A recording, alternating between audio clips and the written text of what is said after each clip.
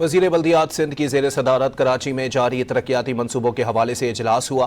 اجلاس میں ناصر شاہ نے کریم آباد انڈر پاس کے حوالے سے تحفظات کا اظہار کر دیا۔ مزید جانتے ہیں ڈان نیوز کے نمائندے عاصم خان سے۔ عاصم، بتائیے گا کیا تحفظات کا اظہار کیا گیا ہے؟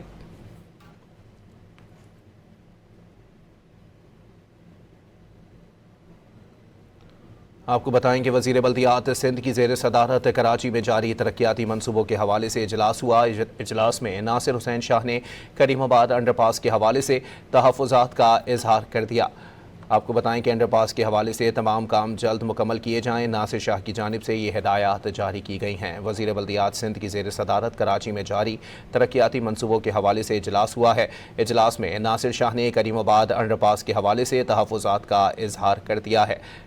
مزید جانتے ہیں ڈان نیوز کے نمائندے عاصم خان سے۔ عاصم، اپڈیٹ کیجیے گا۔